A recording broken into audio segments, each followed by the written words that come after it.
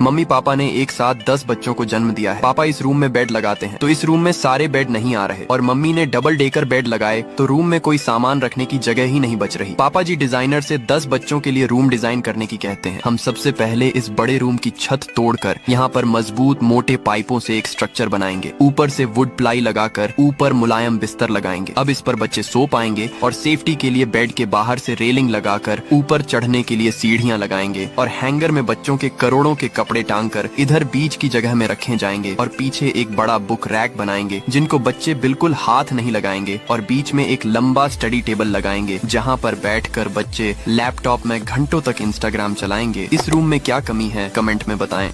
Mummy papa ने इस छोटे से रूम में अपनी दोनों बेटियों के लिए एक बंक बेड लगाया है और दोनों बेटियों के लिए एक स्टडी टेबल लगाया है जिससे दोनों बेटियां आपस में झगड़ती हैं।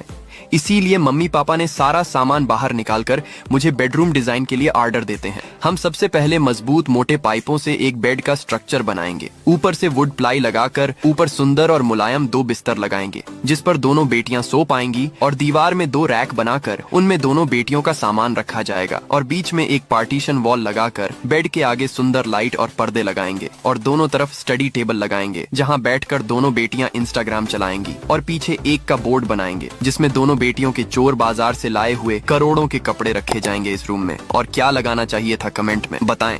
घर में 10 बच्चे साथ रहते हैं क्योंकि उनकी मम्मी ने 10 बच्चों को जन्म दिया है लेकिन उनके पास सोने के लिए अलग बेडरूम नहीं है। इसलिए हम उनके लिए एक शानदार बेडरूम बनाएंगे। इसके लिए लोहे की पाइपों से एक चौकोर ढांचा बनाएंगे और उसे स्क्रू से कसकर मजबूत करेंगे। फिर उसके ऊपर लकड़ी का प्लाई लगाकर आरामदायक गद्दे रखेंगे। बेड के ठीक पीछे एक अलमारी बनाएंगे जिसमें नीचे वाली रैक में चार्जिंग पोर्ट लगाएंगे ताकि बच्चे अपना मोबाइल चार्ज कर सकें और कुछ किताबें भी रख सकें। ऊपर वाली रैक में उनके कपड़े रखने की जगह होगी। बच्चों की सुरक्षा के लिए बेड के साइड में रेलिंग लगाई जाएगी और बीच में दराज जैसी सीढ़ी होगी जिसमें किताबें रखने के साथ साथ ऊपर के बेड पर जाने की भी सुविधा होगी। हर बेड पर तकिए होंगे और नीचे के खाली हिस्से में हैंगर लगाएंगे जहां बच्चे अपने कपड़े टांग सकते हैं। दूसरी तरफ एक ड्रेसिंग बनाएंगे जिसमें छोटे मोटे सामान रख सकेंगे। दीवार पर किताबों के लिए बुक शेल्फ होगी और बीच में 2 टेबल होंगे जहाँ बच्चे साथ में पढ़ाई कर सकेंगे। आखिर में स्क्रीन पर डबल टैप करके इस शानदार बेडरूम का नजारा देखें।